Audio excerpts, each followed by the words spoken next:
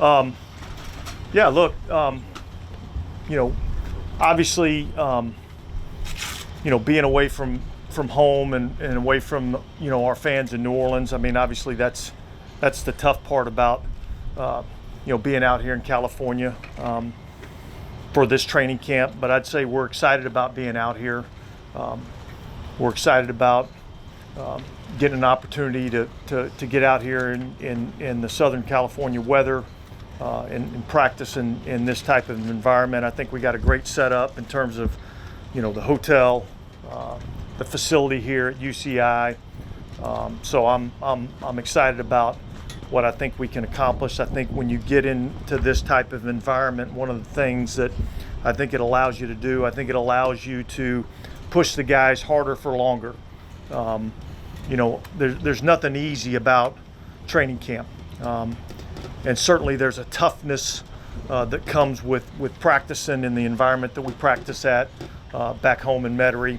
But there's also a challenge that comes along with that. And at some point, sometimes you can reach the point of diminishing marginal returns on that investment in terms of practicing out there, in the heat and humidity. So I'm excited about seeing how our guys respond out here and seeing how they work. And I think we're just ready to get started. Is there like a timeline, Chase Young, just as far as when we might see him? Chase Young will participate in some form of practice tomorrow. Okay. We have 3 players, Tano, Nephi, and Juwan Johnson. Those 3 players will not be practicing tomorrow. Everybody else on the roster will be practicing in some form or fashion. Some may be a little bit more limited based on coming off injuries and things like that, but everybody else is going to be practicing tomorrow. D, what's your expectation with Alvin tomorrow? You expect him on the field? I expect Alvin to be out. He was out here today. He ran the conditioning test. Every indication that we've gotten is that he's going to be out here practicing tomorrow, and so that's what we expect. We're looking forward to working with him. I think having him out here and having him practice and having him work, I think that's beneficial for all of us. I mean, obviously with a new system and new offense, I think that's important. And yet I think we all understand there's a business aspect to the game of football, and so but every indication that we've gotten is that he'll be out here practicing tomorrow. By his standards, not the best last 2 seasons for him by his standards of his career. This new offense you're putting in, you think it plays to his skill set even better than well, look, obviously he was there for the first couple of days of minicamp, and there was a few plays in there where you really saw how this offense, this scheme can benefit him and in turn benefit us. And so I'm excited to see what that looks like. How does he look? You said he ran the conditioning. He ran great. He ran awesome. I mean, there was zero concern about what he was going to look like coming in here. He's come into shape. Every time he's come into camp, he comes in tremendous shape. And so, he looked great. Did you guys talk before this at all? Just briefly, but nothing, nothing major. What kind of message do you think it sends, though, when he does show up amid a known contract disagreement? Because I know he doesn't want to be fined, but still some guys do hold out. I think I don't know what that message is. He's here. He's got a job to do. It's football practice, and so I think that's what he's here to do. You touched on this a bit, but you talk about business decisions or the business of it. Y'all expect him to practice, but does that mean he's going to practice fully? Like, is there any part of practice he won't participate in, knowing that that's going on? Not from our standpoint, as we sit here right now. I mean, he's fully healthy, and so, our anticipation is that he'll practice. So I'm not going to get into any hypotheticals after that. You know what I mean? I guess I meant like sometimes there's situations where players set out team drills for whatever reason. Sometimes some contract issues. Yeah, look, it's nothing that's been discussed.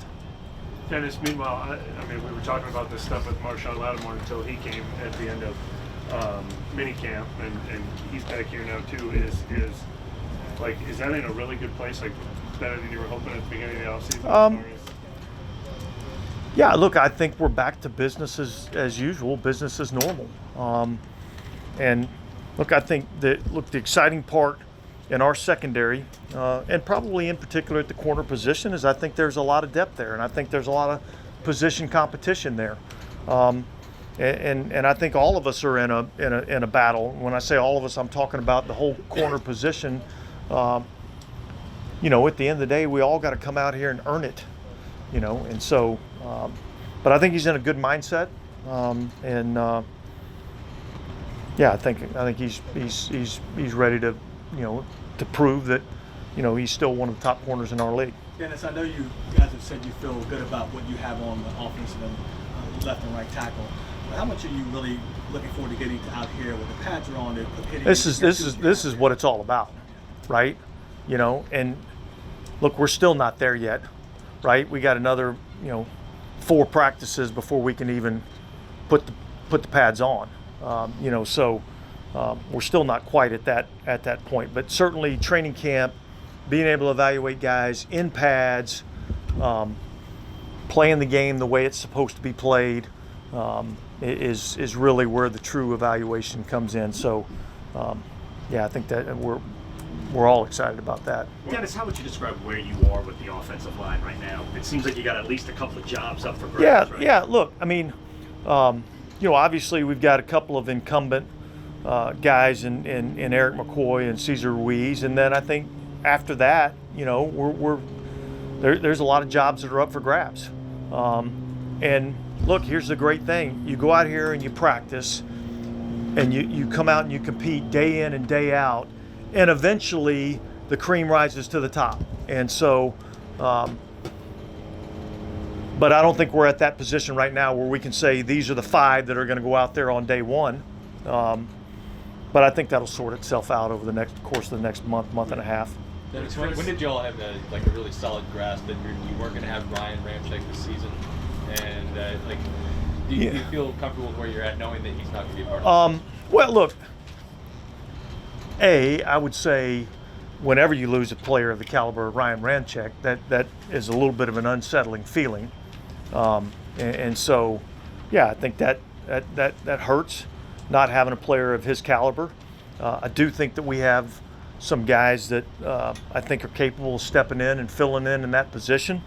And some young guys that I think can step up and potentially fill that spot. So I'm excited about some of the youth that we have on the offensive line. I would say probably sometime through the course of middle of the off season, you know, I think we began to realize that it's not responding the way that we wanted it to, and yet there was nobody that was willing to, you know, kind of make any concrete statements as to whether or not he was going to be ready to play or not. I think we just wanted to give it time to see what happened, and so, you know, it was probably a week or 2 ago that I think we realized it's just not going to be ready to go. And was it advantageous to just kind of get it out of the way early, knowing that he's not going to be here, and just settle it early rather than drag it out to the beginning of the season? I think we got to a point where it was pretty obvious, you know, in terms of his mindset, being able to play,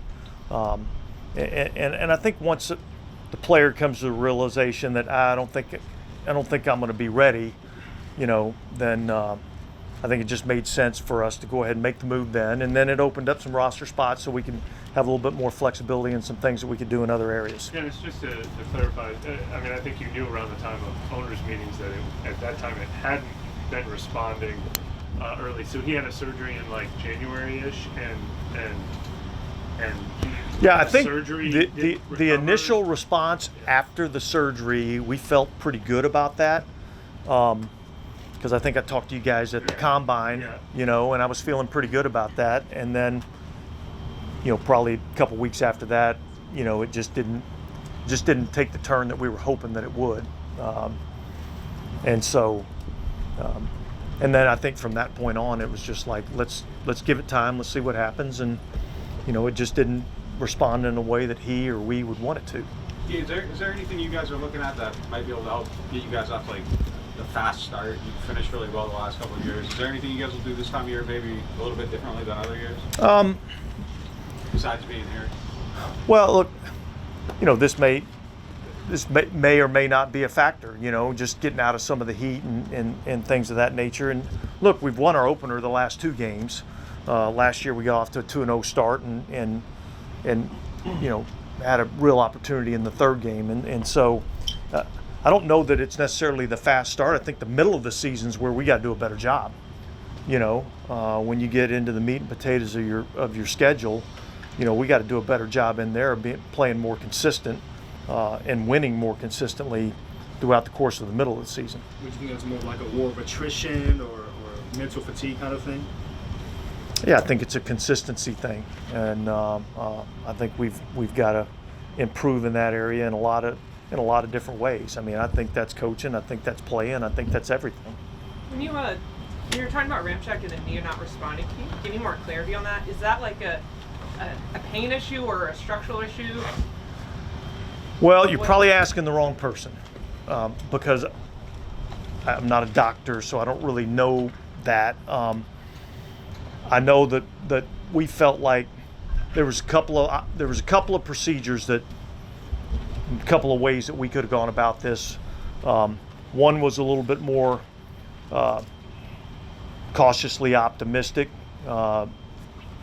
which would give us, what we felt like still was a good chance. One was a lot more,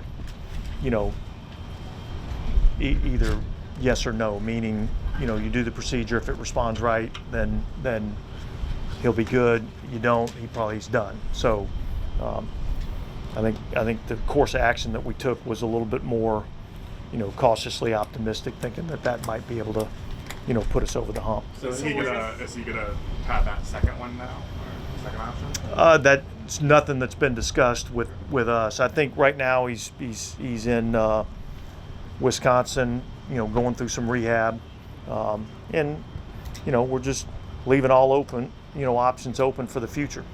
When you have talked to him, how is he taking this?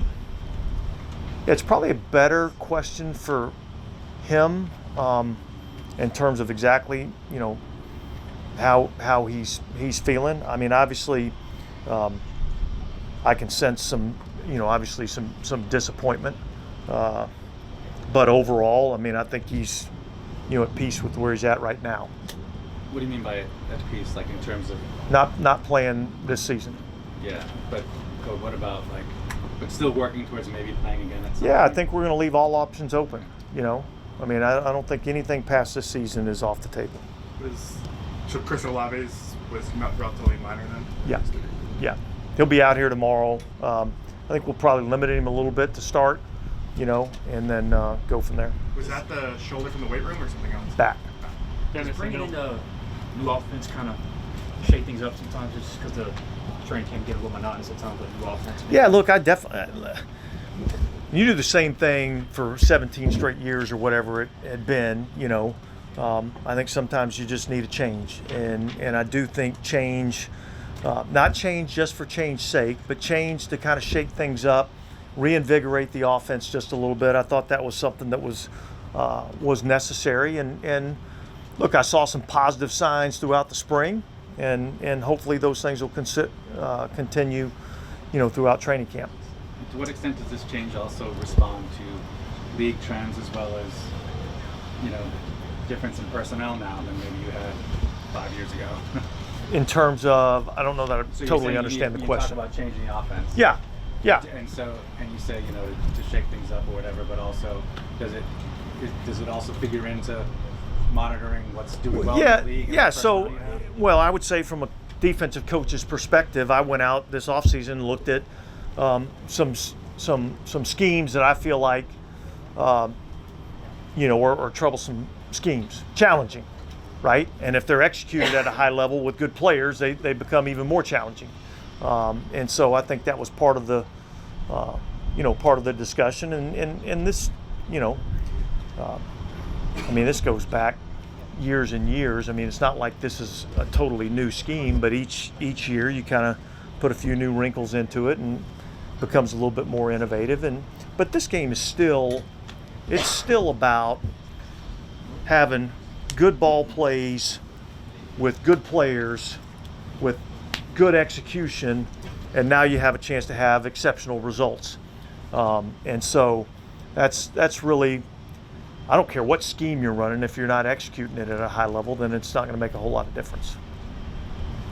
You kind of talked about this before, but like in your experience, having a whole team just kind of all together out in a place for a while, whether it was Fort Worth or the Greenbrier, whatever, what does that do for like the camaraderie? Yeah, look, I mean, I like it.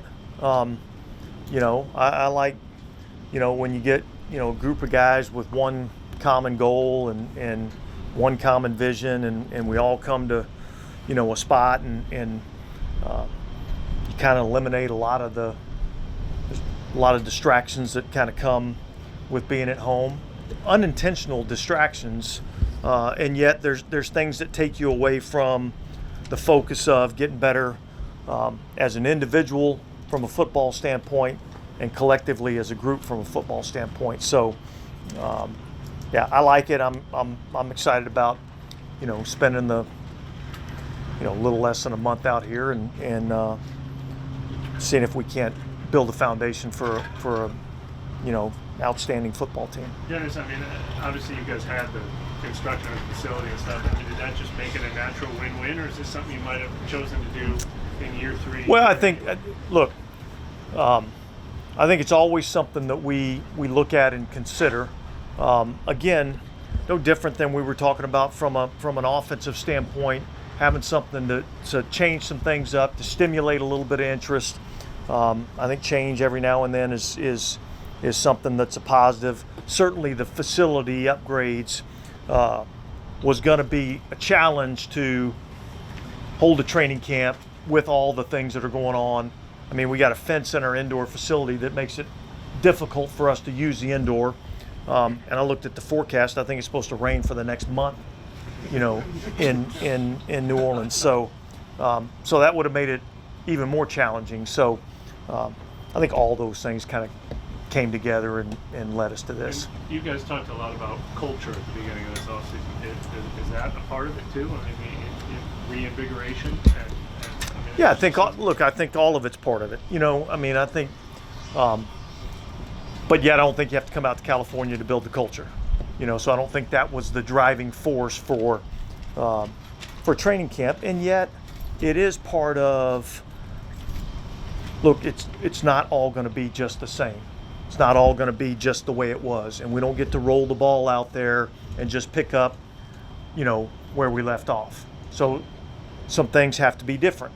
The results hadn't been what we need them to be.